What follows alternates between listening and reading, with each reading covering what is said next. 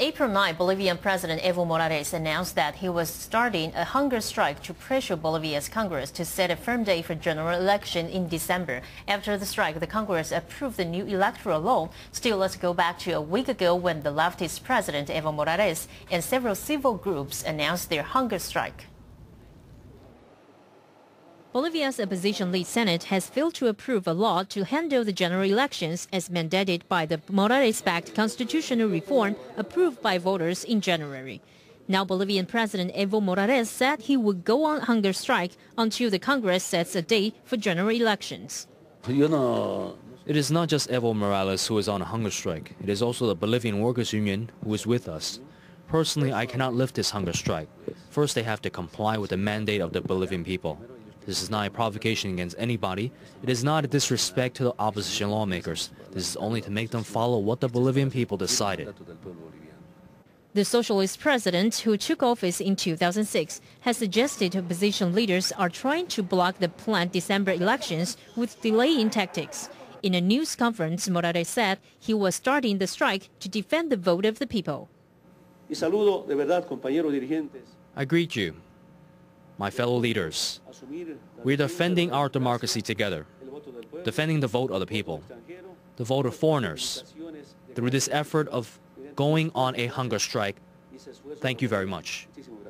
14 leaders of labor and social groups say they were joining the president on the hunger strike.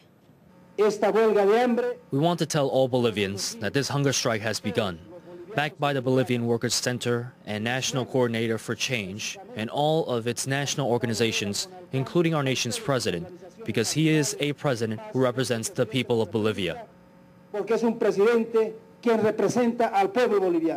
Tensions flared last week when members of the ruling movement towards socialism, or Mass Party, clashed with the opposition over the bill, which could help the leftist president by assigning more seats to poorer rural areas. The people come first, the country comes first, later come the interests of the regions and sectors. I send a true greeting to those comrades who are defending democracy, the people's vote from outside the country, and other demands of a structural nature through this effort they make, through this hunger strike. A new constitution designed to give more power and rights to the country's indigenous majority was approved by more than 60% of voters in late January.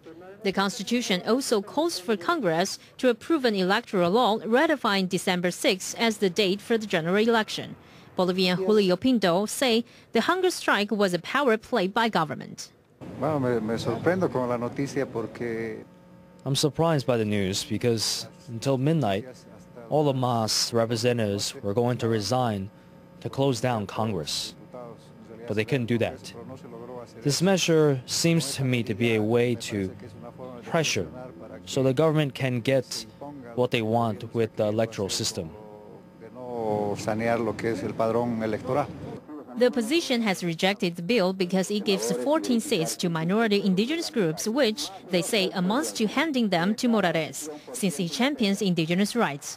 Opposition Senator Walter Guiteras called Morales' move shameless and put it outside the framework of democracy. Congress is absolutely independent of the executive branch. We think it's a confusing act that the president is blackmailing via the strike.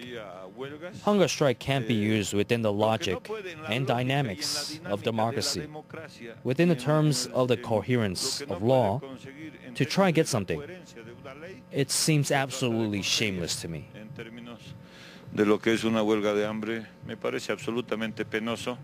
Morales' opponents say they want a new electoral register ahead of the election because they say the current census is not reliable. However, Bolivia's National Electoral Court had said it would take at least 9 months to create a new register, which would imply the deferral of December votes. DITV Weekly.